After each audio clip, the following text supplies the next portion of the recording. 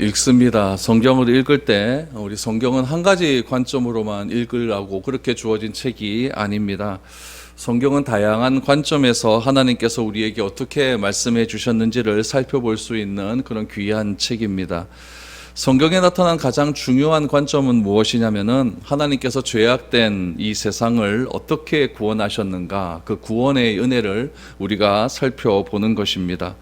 하나님께서 우리를 구원하신 방법은 인간의 방법이 아니라 전적인 하나님의 계획과 하나님의 섭리와 목적대로 그렇게 구원이 이루어졌습니다. 그렇기 때문에 이 성경의 주인공은 사람이 아니라 하나님이라는 사실을 우리가 꼭 기억해야 됩니다. 성경에 보면 위대한 인물들이 참 많이 나옵니다. 아브라함도 나오고 다윗도 나오고 솔로몬도 나오고 요셉도 나오고 참 위대한 인물들이 많이 나오지만 그 인물들이 중요한 것이 아니라 그 인물들을 하나님께서 그렇게 만들어 가셨다, 그런 인물이 될 수 있도록 하나님께서 은혜를 주셨다라는 사실이 더 중요한 것이죠. 그런 의미에서 성경의 주인공은 사람이 아니라 하나님이다라는 사실을 우리가 꼭 기억을 해야 됩니다. 오늘 본문의 탕자의 비유도 여러분 탕자를 중심으로 말씀을 많이 들었지 하나님을 중심으로 한 이 본문의 비유의 말씀은 잘 듣지를 못했을 것입니다. 그래서 오늘 여러분, 오늘 우리가 이 탕자의 비유의 말씀을 우리가 생각해 보면서 탕자 중심이 아니라 하나님 중심으로 이 비유를 우리가 어떻게 생각해야 되고 그것이 우리에게 어떤 의미가 있는지를 여러분들과 한번 살펴보고자 합니다. 오늘 본문의 말씀은 15장 1절과 2절 말씀에 보시면은 바리새인과 서기관들에게 하신 말씀입니다. 예수께서 세리와 죄인들과 늘 가까이 하셨고 세리와 죄인들과 늘 언제나 식사를 하는 것을 바리새인과 서기관들이 굉장히 못마땅하게 여겼죠. 그래서 예수님께서 바리새인과 서기관을 향하여서 15장에 나오는 비유의 세 가지의 비유를 그들에게 말씀을 하시는 겁니다. 첫 번째 비유는 잃은 양에 대한 비유이죠. 100마리의 양을 키우는 거대한 부자가 있는데 그 부자가 한 마리의 양을 찾기 위해서 온 천지를 살피면서 그 양을 찾았을 때에 큰 기쁨에 못 이겨서 그 양을 위하여 또 찾은 기쁨을 위하여 잔치를 베풀었다라고 하는 그런 이야기가 첫 번째 비유로 나와 있고, 두 번째 비유는 10드라크마에 대한 비유이죠. 한 드라크마를 잃어버렸어요. 한 드라크마라고 하는 것은 하루 일당입니다. 드라크마가 하루 일당이죠. 그 한 드라크마를 잃어버린 그 여인애가 온 집안을 다 뒤져서 한 드라크마 동전을 찾았다. 그래서 굉장히 기뻐했다라고 하는 그런 이야기가 나옵니다.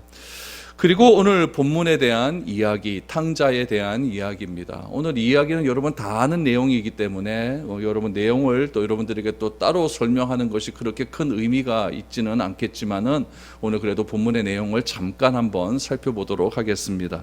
11절에서 13절 말씀 한번 보시죠. 또 이르시되 어떤 사람이 두 아들이 있는데 그 둘째가 아버지에게 말하되 아버지여 재산 중에서 내게 돌아올 분깃을 내게 주소서 하는지라 아버지가 그 살림을 각각 나눠 주었더니 그 후 며칠이 안 되어 둘째 아들이 재물을 다 모아가지고 먼 나라에 가 거기서 허랑방탕하여 그 재산을 낭비하더니 라고 말합니다. 두 명의 아들이 있었는데 둘째가 아버지가 죽은 다음에 상속받을 수 있도록 예정되어 있는 자기의 몫을 미리 달라라고 이렇게 이야기를 합니다. 아들의 요구에 아버지는 유산을 미리 떼 주었습니다. 그 당시 유대인의 상속 관례에 보면은 둘째 아들은 아버지 재산의 3분의 1을 가질 수 있는 권리가 있습니다. 그래서 이 둘째 아들은 3분의 1의 재산을 그 아버지로부터 받았을 것입니다. 자기 목의 재산을 얻은 둘째 아들, 이 둘째 아들은 아버지의 집을 떠나 허랑방탕한 삶을 살다가 모든 재산을 잃어버리게 되었다라고 성경은 말하죠. 자기 수중에 아무것도 남지 않게 된 이 둘째 아들은 유대인들이 가장 싫어하고 부정하다고 여기고 있는 돼지에게 들어가서 거기서 돼지가 먹는 음식이라도 먹겠다라고 하는 심정으로 거기서 살게 됩니다. 그러면 돼지는 유대인들이 가장 싫어하는 동물 아닙니까? 부정하게 여기는 동물이기 때문에 이 돼지가 있는 곳에 이르렀다라고 하는 것은 이방인 지역으로 갔다라는 이야기죠. 하나님이 원하시는 그 땅이 아니라 그 땅을 떠나 이방인 이방인 지역으로 갔다. 우리 마가복음 볼 때도 이 이방인 지역 거라사 지방에서 예수님께서 귀신 들린 자를 고치시고 귀신 떼 2,000마리가 돼지 떼기로 들어간 사건이 나오지 않습니까? 그러니까 갈릴리 호수 건너편이 이방인 땅이라고 한다면 그곳으로 가지 않았을까라고 이렇게 추정도 해볼 수가 있는 것입니다. 그런 상황에서 둘째 아들은 아버지에게만 돌아가면 이 배고픔의 문제가 해결될 수 있을 것이다 라고 생각하고 아버지를 찾아가게 되죠. 17절, 18절, 19절을 보시죠. 이에 스스로 돌이켜 이르되 내 아버지에게는 양식이 풍족한 품꾼이 얼마나 많은가. 나는 여기서 줄여 죽는구나. 내가 일어나 아버지께로 가서 이르기를 아버지 내가 하늘과 아버지께 죄를 지었사오니 지금부터는 아버지의 아들이라 일컬음을 감당하지 못하겠나이다. 나를 품꾼의 하나로 보소서 하리라 하고 라고 말합니다. 둘째 아들이 기대하는 것은 무엇이었겠습니까? 아무리 자기 아버지가 인자한 아버지라 할지라도 모든 재산을 탕진하고 돌아온 자신을 받아줄 것이라고 하는 기대는 하지 않았을 것입니다. 이 아들이 아버지와 지낸 시간이 있었기 때문에 아들은 아버지의 성품이 어떠한지를 잘 알고 있었겠죠. 그래서 아버지에 대한 성품에 대한 그 느낌은 무엇이냐면은 아버지는 참 인자했다라고 하는 그런 느낌이었을 것입니다. 그런데 아무리 인자한 아버지라 할지라도 내가 이렇게 죄를 지었는데 아버지가 나를 받아주겠는가라고 하는 그런 생각이 있었죠. 그래서 자식으로 나를 받아줄 것이라고 하는 기대는 하나도 하지 않았던 것입니다. 단지 그가 아버지에게로 되돌아올 수 있는 이유 한 가지는 무엇이었냐면은 배고픔을 해결하기 위해서입니다. 배가 너무 고팠기 때문에 아버지에게 가기만 하면 나는 배불리 먹을 수 있다. 왜냐하면 아버지의 종들도 풍족한 음식을 먹고 있는 것을 이 아들은 보았기 때문에 그렇다라는 이야기죠. 그래서 배고픔을 해결하기 위해서 아버지가 해서 나를 종으로라도 삼아주면 나는 그 은혜에 감지덕지하면서 아버지라 부르지 않고 종으로서 그렇게 나는 일평생을 살겠다라고 하는 심정으로 아버지에게 간 것이죠. 그런데 돌아가 보니 그의 예상은 완전히 빗나가게 되었죠. 아버지는 모든 것을 잃어버리고 돌아온 아들을 먼 거리에서 알아보고 빠르게 달려와 끌어안습니다. 오늘 본문의 표현을 보면 목을 안았다라고 나옵니다. 그리고 종들을 시켜서 가장 좋은 옷과 신발을 가지고 오라고 했고 손에 가락지를 끼워주며 살찐 송아지를 잡아서 우리 잔치를 벌이자라고 이야기를 했습니다. 22절에서 24절을 보시죠. 아버지는 종들에게 이르되 제일 좋은 옷을 내어다가 입히고 손에 가락지를 끼우고 발에 신을 신기라. 그리고 살찐 송아지를 끌어다가 잡으라. 우리가 먹고 즐기자. 이 내 아들은 죽었다가 다시 살아났으며 내가 잃었다가 다시 얻었노라 하니 그들이 즐거워하더라. 이런 일이 있었습니다. 그런데 그 시간에 밭에서 일하던 큰아들이 아버지의 재산을 탕진하고 돌아온 못된 동생을 위하여 성대한 잔치가 열렸다라고 하는 이야기를 듣고 아버지에게 심통을 부리기 시작을 합니다. 그러자 아버지께서 하신 말씀이 무엇이었냐면은 잃어버린 줄 알았던 둘째 아들을 다시 찾게 되었으니 기뻐하는 것이 당연하다라고 하면서 큰아들을 설득합니다. 여러분, 이것이 오늘 본문의 내용입니다. 교회의 역사 속에서 전통적으로 내려오는 해석은 무엇이냐면은 집을 떠난 둘째 아들이라고 할지라도 회개하고 돌아오기만 하면 자비로우신 하나님께서는 이 둘째 아들을 환영해주고 받아준다라고 하는 것이 전통적인 교회의 해석이었습니다. 실제로 이 탕자의 비유를 통해서 많은 사람들이 구원의 확신을 갖게 되었고 이 탕자의 비유를 통해서 내가 어떤 상황에 있든지까지 하나님 앞에 나아가서 회개하기만 하면은 우리는 구원을 받을 수 있다라고 하는 그런 믿음 속에서 이 본문을 말씀을 통해서 구원받고 교회 생활 잘한다는 그런 이야기를 저는 많이 들었을 것입니다. 여러분들도 이 위의 말씀이 참 나에게 하는 말씀이구나라고 하는 생각 속에서 이 본문의 내용들을 많이 들었을 줄로 압니다. 여러분, 천국 잔치를 배설하시는 하나님, 아무리 죄를 많이 지었다 할지라도 돌아오기만 하면은 이렇게 큰 잔치를 배설하시는 사랑 많으신 하나님이심을 우리는 알게 됩니다. 여러분, 여기에서 여러분들이 조금의 의심도 해서는 안 됩니다. 하나님은 이처럼 사랑이 많으신 하나님이십니다. 예수님께서 말씀하신 이 비유에 나온 두 명의 아들 중에서 여러분 우리는 집을 나간 이 둘째 아들을 탕자로 알고 있습니다. 그러나 조금 더 다르게 한번 생각을 해볼 이유도 있습니다. 두 명의 아들 중에 큰아들, 둘째 아들, 이 두 명의 아들 중에 과연 누가 진짜 탕자인가? 여러분 탕자라고 하는 뜻이 무엇이냐면은 탕자라고 하는 말이 쓸어버릴 탕자입니다. 틀을 쓸어버릴 탕. 자자는 아들 자자죠. 그래서 이 탕자라고 하는 말의 뜻은 무엇이냐면은 분명 무엇이냐면 방탕한 아들이라고 하는 뜻을 가지고 있습니다.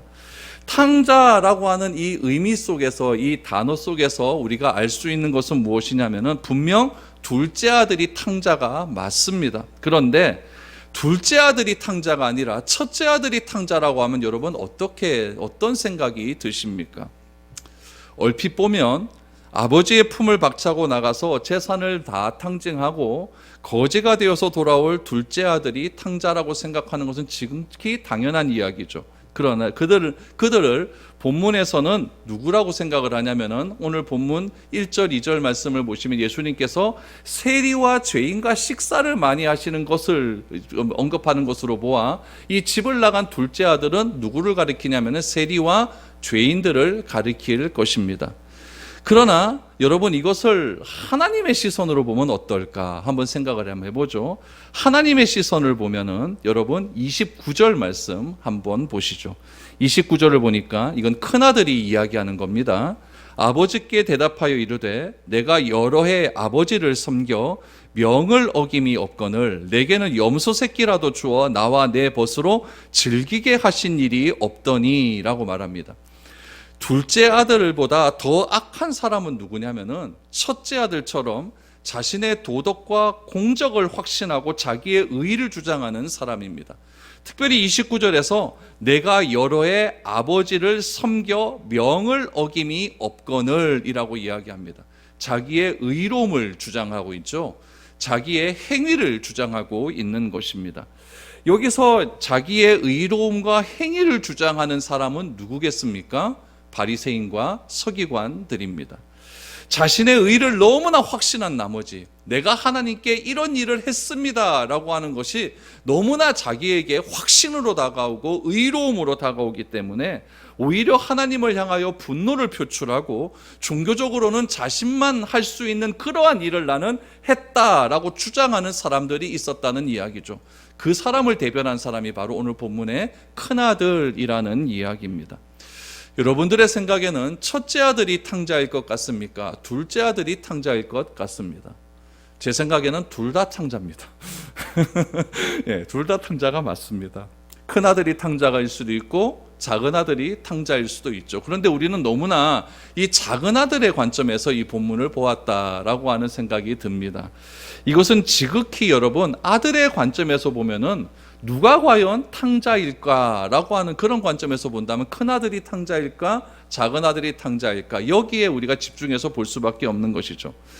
왜냐하면 방탕한 아들이라고 하는 이름의 뜻에서 알 수 있듯이 둘째 아들의 잘못은 무엇이냐면은 아버지의 유산을 아버지가 살아계셨음에도 불구하고 유산을 가지고 가서 완전히 허랑방탕하게 다 써버리고 돌아온 이 아들 어떻게 용서할 수 있겠습니까? 큰아들은 여러분 아버지가 그렇게 돌보아 주셔서 아버지의 품 안에서 그렇게 모든 것을 누리고 있음에도 불구하고 내가 아버지께 이런 것을 했다라고 이렇게 주장하는 이 아들의 모습 여러분 이것도 잘못된 것 아니겠습니까? 그런데 여러분 이렇게 우리가 보았던 것이 다 아들의 관점에서 보았다고 한다면 오늘 저는 여러분들 앞에서 하나님의 관점에서 보자는 것이죠. 하나님의 관점에서 이 탕자의 비유를 다시 한번 보자는 이야기입니다. 이 본문의 이야기를 두 아들이 아닌 아버지의 관점에서 하나님의 관점에서 보면 과연 어떨까요? 여러분 아버지의 관점으로 봐야 하는 이유는 무엇이냐면은 이 성경의 모든 이야기의 주인공은 누구이기 때문이다? 하나님이기 때문에 그렇습니다. 그래서 이걸 아들의 관점으로 보는 것이 아니라 하나님의 관점에서 보아야 되는 것이 중요한 이유가 무엇이냐면은 성경은 바로 하나님의 관점으로 기록되었기 때문이다라는 사실이죠. 여러분 우리 누가복음 15장의 비유를 다시 한번 생각해 보죠. 제가 같이 있는 목사님들한테 한번 물어봤어요. 이것을 준비하면서 당신들은 아버지가 아버지인데 진짜 아들내미가 이렇게 해서 온다 그러면 네 아들 받아줄래 안 받아줄래 그랬더니 뭐라 그런지 아십니까? 받아주기는 받아주는데 이놈의 자식 이렇게 받아주겠다 이런 분도 있고, 받아주기는 받아줄 것 같은데 잔치는 못 버리겠다 이렇게 분도 있고, 받아주기는 받아주는데 좋은 옷하고 가락지까지는 못 주겠다 이래요. 왜 그러나 그랬더니 나도 노후 대책은 해야지 이런 분도 있습니다. 그러니까 내 재산 다 팔아갖고 이렇게까지는 못하겠다는 이야기죠. 그건 뭐냐면 우리 그냥 보통 아버지의 관점에서 본다면은 아직 감정이 남아있다는 이야기죠. 아무리 아버지가 아들을 사랑한다 그래도 여러분 감정 남아있는 건 어떡하겠습니까? 여러분 그런 의미에서 오늘 누가복음 15장에 나오는 아버지의 행동은 우리의 상식으로는 조금 이해하기가 어려운 그런 부분들이 적지 않게 있습니다. 특별히 성경의 직접적인 배경을 통해서 보면은 이 누가복음 15장에 나오는 아버지의 이 행동에는 정말 큰 무리가 따른다는 것을 알게 됩니다. 당시 중동 문화의 관습을 조금 살펴봐야 됩니다. 이 중동 문화의 관습은 재산을 탕증한 아들을 발견하고 아버지가 뛰어가서 아들을 무조건 영접한 아버지의 행동은 상식적이지가 않은 행동이었습니다. 이유가 몇 가지가 있어요. 첫 번째 이유는 무엇이냐면은 이 중동 지역은 명예와 체면을 굉장히 중요시하는 문화예요. 우리나라도 조선시대 때는 양반은 절대 뛰지 않습니다. 절대 뛰지 않아요. 왜냐하면 그거는 체면에 문제가 있기 때문에 그렇죠. 아무리 중대한 일이 있다고 할지라도 헛기침하면서 팔자걸음을 걸어가는 것이 우리나라의 문화였죠. 이 중동 지방도 똑같다는 이야기죠. 절대로 뛰지 않습니다. 특별히 가문의 수치인 아들을 위해서 자신의 체면을 상관하지 않고 아들을 향해 뛰어갔다라고 하는 것은 여러분 상상도 못할 일입니다. 그런데 오늘 본문 20절 말씀을 보시면 이에 일어나서 아버지께로 돌아가니라. 아직도 거리가 먼데 아버지가 그를 보고 측은히 여겨 달려가 목을 안고 입을 맞추었다라고 말합니다. 거리가 먼데 아버지가 그를 보고 측은히 여겨 뛰어 달려갔다라고 하는 표현이 나오죠. 전 성격을 향하여서 아버지가 아들을 발견하자마자 뛰어갔다는 이야기입니다. 여러분 이것은 아들을 발견한 아버지의 시선에서는 자기의 체면보다 더 그리고 중요한 거는 없다는 얘기예요. 체면보다 더 긴급한 것이 있다는 이야기죠. 그것이 과연 무엇인지를 오늘 본문에서 찾아봐야 된다는 이야기죠. 지중해 지역과 중동 지역의 문화는 명예와 수치를 근간으로 하는 그런 문화입니다. 그래서 이 지역 사람들은 목숨보다 귀한 것이 무엇이냐면은 명예입니다. 나의 명예가 중요한 거예요. 그럼 반대로 한번 생각해 보죠. 그들의 문화 속에서 가장 힘든 것은 무엇일까요? 수치예요. 부끄러운 거예요. 이게 너무너무 힘든 거죠. 아버지의 재산을 미리 받아서 먼 땅에 가서 탕진한 둘째 아들은 일단 무엇을 손상했느냐? 아버지의 명예를 손상한 일입니다. 아버지의 명예를 손상했어요.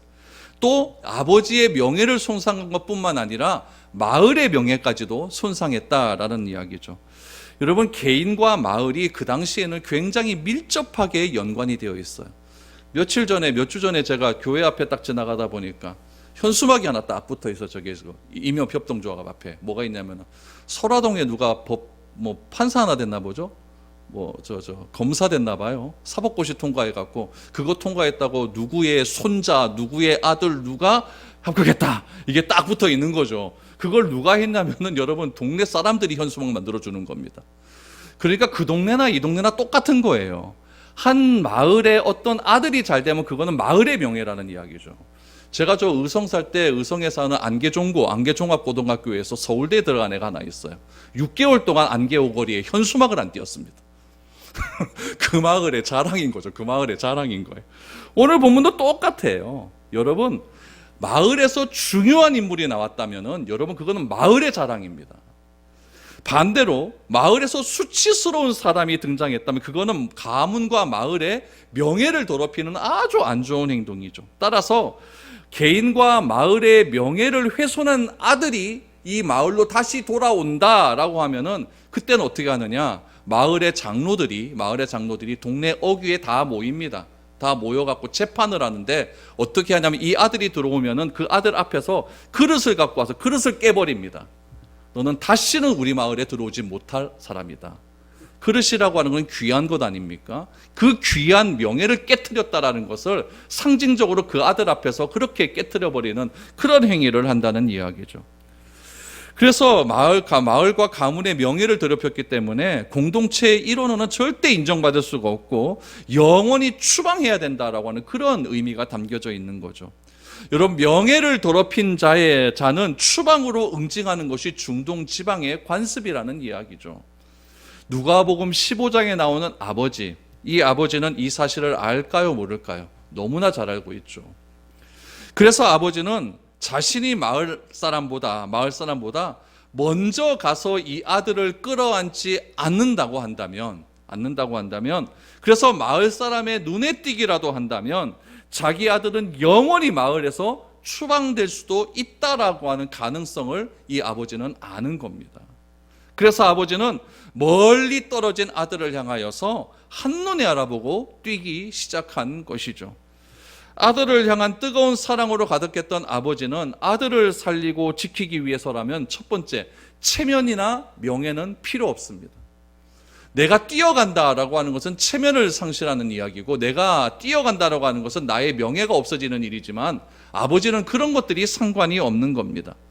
누군가 아버지가 뛰어가는 것을 봤다라고 한다면 어떻게 하겠습니까? 저 누구 집 아들 아버지가 막 뛰어가더라라고 하는 동네의 뒷담화는 감당하지 못할 겁니다. 어떻게 수염을 휘날리면서 저렇게 뛰어갈 수 있을까? 이 뒷담화를 어떻게 감당할 수가 있겠습니까? 그러나 아버지에게는 그런 것도 상관이 없었다라는 이야기죠. 아버지에게는 아들이 전부였고 그 아들을 지키는 것이 최고의 가치였기 때문이다라는 사실이죠. 이것이 아버지가 아들을 보고 목을 끌어안은 첫 번째 이유입니다. 사실 우리의 시선과 중동의 시선으로 보면은 가문과 마을의 명예를 더럽힌 아들을 무참하게 응징하는 것은 여러분 이상하거나 잘못된 선택은 아닐 것입니다. 조상 때로부터 전통적으로 전해진 방법이었고 또 그 마을의 문화였고 생활 방식이었고 자신의 가문과 마을의 전통을 보존하고 지키는 것은 이러한 일들을 잘 행하는 것이었습니다. 따라서 이 아버지의 마을 가운데서 행해지는 이러한 전통과 문화는 어떻게 보면은 마을의 명예와 가문의 명예를 지키기 위한 것은 여러분 너무나 넓은 길이었다는 이야기죠. 굉장히 쉬운 길입니다. 실패한 아들이 돌아왔을 때 그 아들을 받아주지 않고 그 아들을 내팽겨치는 것은, 그 아들 앞에서 그릇을 깨어버리는 것은 이 가문과 마을의 전통을 지키는 아주 넓은 길이라는 이야기예요. 누구나 할 수 있는 길이라는 얘기죠. 보편적인 길이라는 이야기.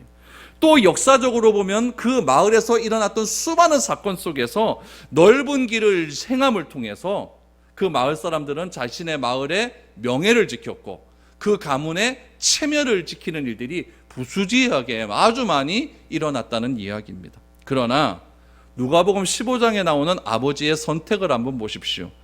넓고 쉬운 길을 선택한 것이 아니라 좁고 험한 길을 선택합니다. 자신의 문화적 기준과 정반대로 그런 것들을 선택하기 시작합니다. 아버지는 그동안 자신이 배워왔던 문화, 자신이 행해했던 전통들에 대해서 등을 돌립니다. 따라서 누가복음 15장에 나오는 잃어버린 둘째 아들의 비유의 진짜 중요는 탕자가 아닙니다. 잃어버린 아들을 보고 달려가는 아버지라는 사실이죠. 이 이야기는 집을 떠난 아들이 마음을 바꾸어서 돌이킨 것 같지만 실제로는 여러분 무엇이냐면은 마음을 바꾼 분은 아들이 아니라 아버지이십니다.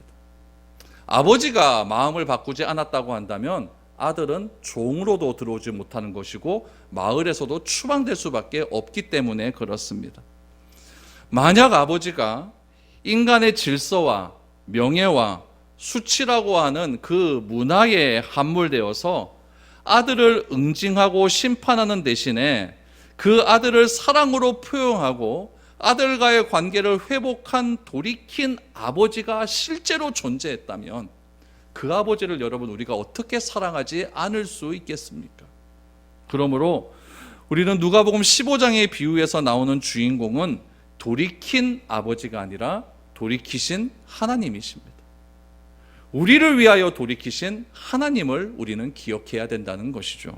그러면 왜 돌이키신 이 하나님, 아버지의 결단이 그렇게도 중요할까요? 여기서부터는 여러분 전체적인 성경적인 맥락에서 한번 보도록 하겠습니다. 왜 아버지가 돌이켜야만 할까요? 에스겔 10장 18절 말씀을 보겠습니다. 여호와의 영광이 성전 문지방을 떠나서 그룹들 위에 머무르니 라고 말합니다. 여러분, 이 본문의 말씀의 배경은 무엇이냐면은 남유다가 완전히 멸망할 때쯤에 하나님께서 에스겔 선지자에게 나타나서 더 이상 이 민족은 더 이상 포기하겠다라고 하는 그런 메시지입니다. 그래서 하나님께서 솔로몬이 지어놓은 그 성전에서 문지방을 떠나버리십니다. 여러분, 성전에 하나님의 영광이 가득한 것은 솔로몬의 성전 봉헌식 날 얼마나 하나님의 영광이 가득했든지 봉헌식을 할 때 모든 백성이 구름 가운데 임하신 하나님의 영광을 보고 찬양하며 경배했습니다. 성전이 의미가 있는 것은 무엇이냐면은 그 성전이 금으로 만들었고 그 성전이 상아로 만들었기 때문이 아니라 그 성전 안에 누가 계신다? 하나님이 계시기 때문에 성전이 의미가 있는 것이지, 성전에 하나님이 떠나신다면 그것은 무엇이냐면은 돈 들어 잘 지은 건물밖에 되지 않는다는 이야기죠. 그런데 에스겔 시대에 하나님의 성전이, 하나님의 영이, 거룩한 영이 성전 문지방을 떠나십니다. 구약 성경의 예언서를 보시면 이스라엘이 죄를 범합니다. 그래서 북이스라엘이 BC 722년에 아수르에 의해서 멸망이 되고 BC 586년에는 남유다가 바벨론에 의해서 멸망이 됩니다. 그리고 고대 근동의 세계는 그 아주 혼란한 그런 강자들의 그런 완전히 전쟁터로 변해버리게 되죠. 바벨론, 애굽이 서로 그 근동 아시아를 찾기 위해서 그렇게 전쟁을 벌였고, 또 그리스, 로마 제국이 그렇게 전쟁터를 벌이는 통에 유다 백성들을 어떻게 하였느냐, 그곳에서 멀리 살지 못하고 다 온 곳으로 흩어져 살기를 시작한 것입니다. BC 586년부터 시작한 이스라엘 백성들의 그런 놀라운 흩어짐의 역사가 언제 이루어집니까? 언제 다 하나로 모입니까? 1940년대에 이스라엘이 독립을 선언하면서 그때 모여지는 것 아닙니까? 2000년에 가까운 역사 속에서 이스라엘은 그렇게 흩어져서 지냈다는 이야기죠. 그런데 저녁에 흩어져서 살았던 유배의 삶을 살아왔던 이스라엘 백성들이 이제 징계가 아니라 하나님의 은혜로 다시 회복되는 그 시점이 어디인가? 마침내 그 징계의 삶이 끝나는 그때가 어디인가? 여러분, 그 이유가 무엇인가? 그들이 의로워서 그렇습니까? 그들이 무엇인가를 잘해서 그렇습니까? 그러지 않았다는 이야기죠. 왜 하나님의 징계의 삶이 그제 비로소 끝나게 되었는가? 하나님께서 그들에게 내리신 징벌을 비로소 철회하시고 이제는 마음을 바꾸셔서 다시 예루살렘 성전으로 돌아오실 때 가능하다는 이야기죠. 성전에서 떠나신 하나님께서 성전으로 다시 돌아오셔서 성전에서 비로소 하나님과 이스라엘 간의 백성들과의 제사를 통해서 그 관계가 회복되어질 때 징계의 삶이 끝나고 하나님과 우리와의 관계가 회복되는 것 아니겠습니까? 하나님이 돌아오시면 유배가 끝난다는 이야기예요. 이스라엘이 회복한 것으로만 여러분 마음이 끝나지 않습니다. 여러분, 자식이 뭐 잘못했어요. 잘못해서 막 회개하고 아버지 잘못했으면 그럽니다. 그럼 아버지도 용서해야 끝나는 것 아닙니까? 아버지는 용서 안 했는데 자식만 용서했다고 그게 끝납니까? 아니잖아요. 관계도 똑같습니다. 관계도 두 사람과의 관계 속에서 내가 무엇인가 잘못했으면 이 사람한테 회개를 하면 이 사람도 회개하고 받아줘야 끝나는 것 아닙니까? 내가 내 생각에서 지워버렸다고 한다면 그것이 참된 회개일까요? 영화 밀양에서 보면 그런 일 나오잖아요. 그러니까 여러분, 하나님께서 마음을 돌이키시고 이스라엘을 받아주셔야 이런 모든 것이 끝난다는 이야기죠. 그러므로 진짜 중요한 것은 무엇이냐면은 하나님께서 마음을 바뀌시고 돌이키셔야 된다는 이야기죠. 이 이야기를 좀 더 거칠게 이야기하면 무엇이냐면은 이스라엘이 진정한 회개와 소망은 어디에 달려 있느냐? 이스라엘이 회개하는 것에 달려 있는 것이 아니라 하나님께서 돌이키시는 것에 달려 있다는 이야기예요. 하나님께서 체면과 관습을 다 무시해 버리는 겁니다. 여러분, 하나님께서 화가 나서 출애굽할 때 화가 나셔서 이스라엘을 싹 쓸어버리겠다 했죠. 쓸어버리시겠다. 내가 다시 시작하겠다. 그때 모세가 어떻게 기도하는지 아십니까?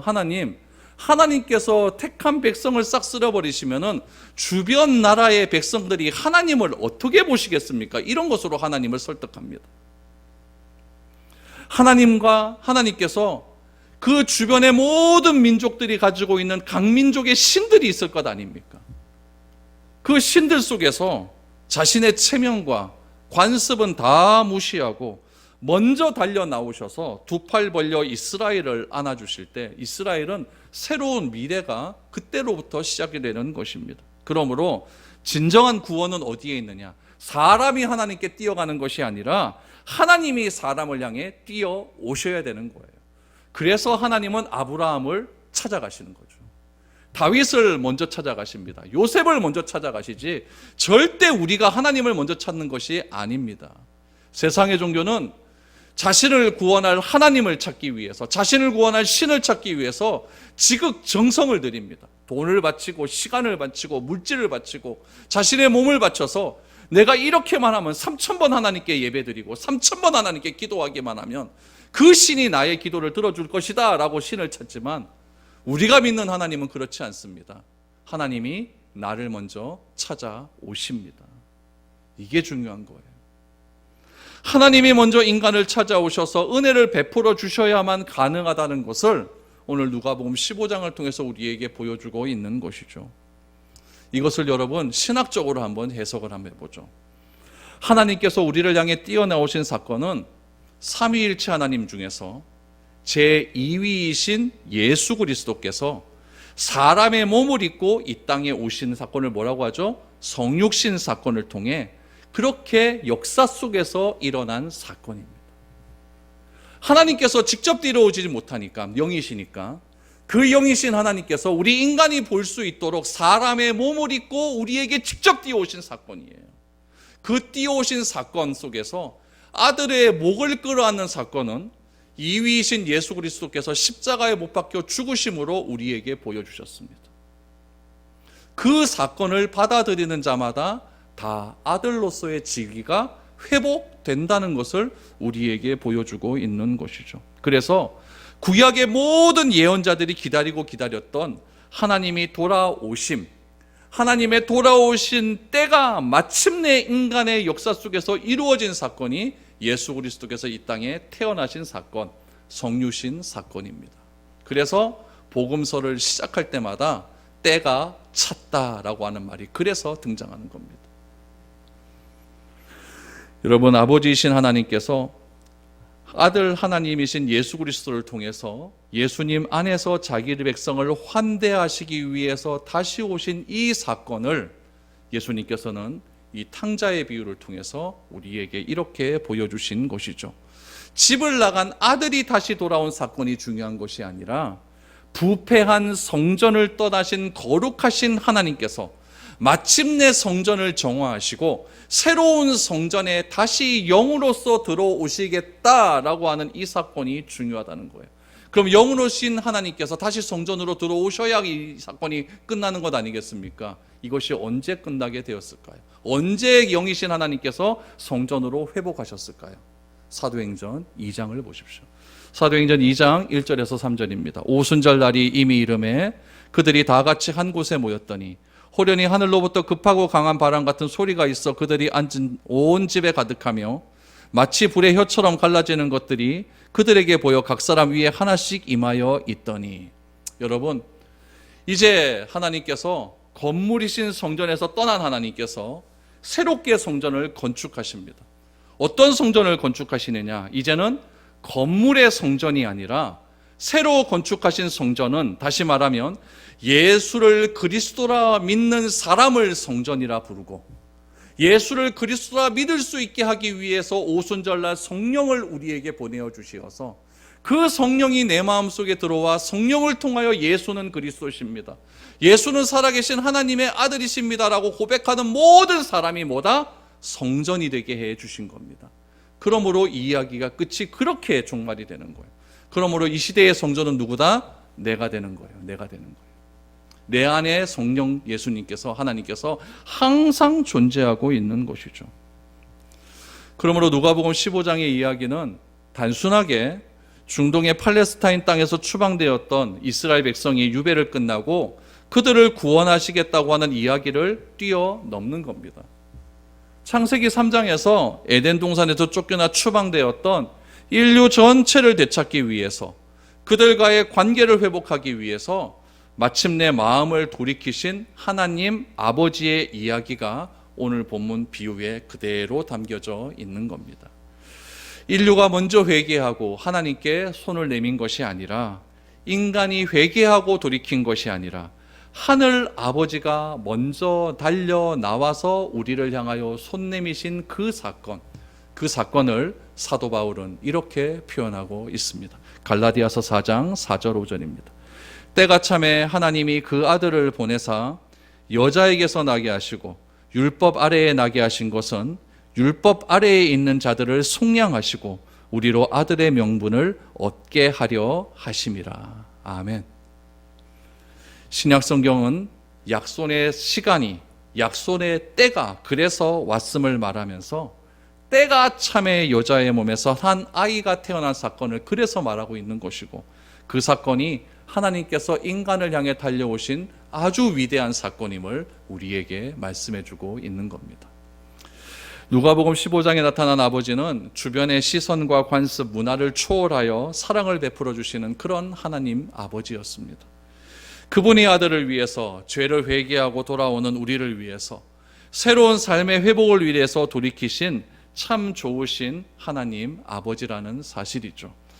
우리를 먼저 찾아오셔서 회복해 하신 하나님께 여러분 감사와 찬양을 드릴 수 있기를 바랍니다. 그래서 우리가 구원을 얻게 된 것은 나의 공로가 아니라, 내가 하나님 아버지께 이 정도 했지 않습니까? 라고 나의 의의를 드러내는 큰아들의 문제가 아니라, 내가 구원받을 수 있었던 것은 전적인 하나님의 은혜고 하나님께서 돌이키신 사건의 현현이라는 사실을 꼭 기억하시기를 바라면서 이번 한 주간 살아가면서 돌이키신 그 하나님의 은혜를 다시 한번 생각하며 감사할 수 있는 우리의 삶이 될 수 있기를 축복드립니다.